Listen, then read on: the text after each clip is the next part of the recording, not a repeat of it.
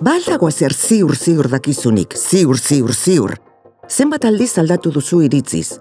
Ez alda mundua konplexuegia eta aldakorregia zerbaitez ziur egoteko. Batzuek diote gauza bat, bestek kontrakoa.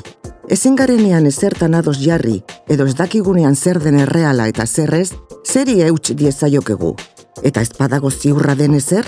Nola dakigu eskarela bizi Matrixeko simulazio batean, edo eskarela Sims gisako joko bateko pertsonaia programatuak besterik. Halako galderak erantzuna izan zituen René Descartes, frantziar filosofoak. Horregatik deitzen zaio eszeptizismo kartesiarra, Descartek planteatu zuelako.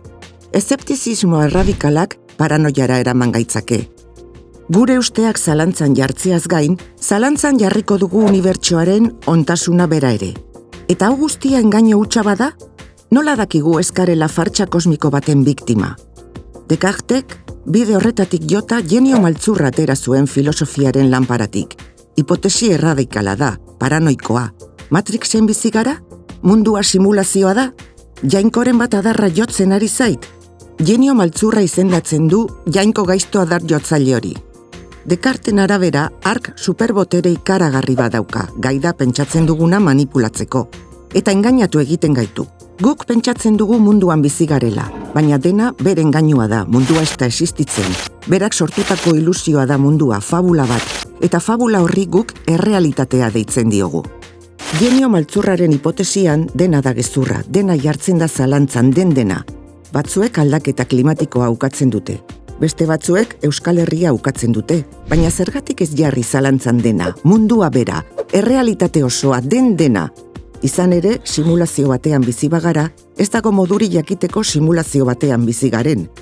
Hortaz, dena da zalantzazkoa? Ez, sofa zahar batean patxadaz etzanda, Descartek erabat ziurra den egia harrapatu zuen. Zalantza egiteko existitu egin behar dut. Zalantza egiteak frogatzen du ni existitzen naizela. Genio maltzurrak engaina gaitzake gure gorputzaz edo ikusten dugunaz. Baina zalantzan banago ziurra da existitzen naizela. Zergatik? Zalantzak berak frogatzen duelako baieztapen horren egia. Egia xume hori ez du inoiz inork gezurtatuko, ezin da. Nire zalantzak nire existentzia berresten du. Zalantza egiten duen norbaiten aldetik. Hor badago egia berezi bat, eszeptiko zorrotzenak ere gainditu ezin duen muga bat. Erabateko ziurtasuna topatu zuen Descartek. Pentsatzen dut, beraz, existitzen naiz. Eta hortik abiatuta beste 3 ondorio eratorriko ditu. 1. Gogamena. 2. Jainkoa. 3. Ezagutzaren posibilitatea. Ikus dezagun nola eramaten gaituen batetik bestera. 1. Gogamena. Pentsatzen badut, funtsean pentsatzeko gai den sustantzia naiz. Gauza pentsatzaile bat. Ordura arte, erdiaro kristauak fededun gisa defenditzen zituen gizakiak. Haien esentzia jainkoaren seme izatea zen.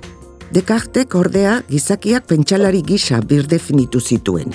Mundua ezagutzeko arrazaimena erabiltzea da gizakion funtsa. Horrela, Descartek pertsona ulertzeko modua aldatu zuen. Nor naiz ni, gogamena. Mundutik bereizitako sustantzia bat, mundua irudikatzen duena. Ideiak dauzkan espazio inmateriala naiz. Descartek nia eta gorputza zatitzea planteatzen du. Gogamena alde batetik eta gorputza bestetik. Dualismo ontologikoa deitzen zaio horri. Munduan 2 sustantzia mota daude, gorputzak eta gogamenak. Descartek badaki gogamena existitzen dela, pentsatzen ari delako. Baina frogatu du gorputza baduenik? Ez. Frogatu du mundua existitzen denik? Oraindik ez. Pentsatzen dut premisatik ezin da ondorioztatu gorputz bat daukat. Mundua existitzen dela frogatzeko, jainkoaren laguntza beharko du. 2. Jainkoa. Descartek gogamena arakatzen du eta bertan 2 ideia berezi topatzen ditu. Perfekzioa eta infinitua. 2 ideia horiek ezin izan dira mundutik etorri, munduan dena imperfektua eta mugatua delako. 2 ideia horiek ditugu jainkoaren ideia daukagulako, beraz, existitzen da izaki erabat perfektu eta infinitu bat, jainkoa. 3. Ezagutzaren posibilitatea. Gogamenetik mundurako zubi bat eraikitzen du Descartek, zubi teologikoa. Jainko perfektuak ezin hau engainatu. Zergatik, perfektua bada, ona da, eta ona bada ez duelako engainatzen. Jainkoaren ontasunak frogatzen du munduaren existentzia. Gizakiok askotan okertzen gara noski, gorputz bat dugulako eta askeak garelako. baina jainkoak eliguke utziko sistematikoki dendenari buruz okerregoten. Horrela ateratzen du Descartek ondorio antieseptikoa eta errealista. Jainkoari esker, errore sistematikoa ezinezkoa da. Kanpoko munduari buruzko egiazko ezagutza posible da. Gauza bera esateko, bi modu dira.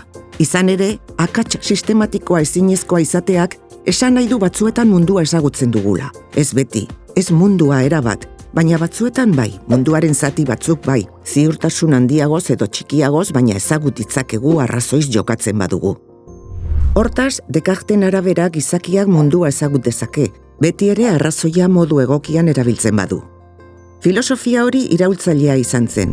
Erdiaroa atzean utzi eta ilustrazioari, arrazoimenari eta zientziari bidea irekitzen lagundu zuen. Zientzia jarri zuen autoritatearen gainetik. Ezagutza posible bada, boteretsuek ezin digute beren egia inposatu, naiz eta botere handia izan.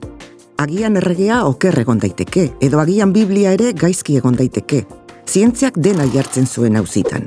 Evidentzia behagarria edo zein autoritate baino garrantzitsuagoa delako. Eszeptizismo kartesiarraz hitz egin dugu, baina Descartes etzen eszeptikoa. Dena zalantzan jarri zuen Descartek, bai. Ariketa filosofiko osasuntsu moduan, baina kontrakoa frogatzeko. Munduaren ezagutza zientifikoa posible dela frogatu nahi izan zuen. Ezagutza zientifikoari oinarri sendoak jarri nahi izan zizkion. Zein da ezagutzarik oinarrizkoena, ziurrena? Pentsatzen dut, beraz, existitzen naiz. Ba aldakigu ezer. Egon gintezke ezertaz benetan ziur.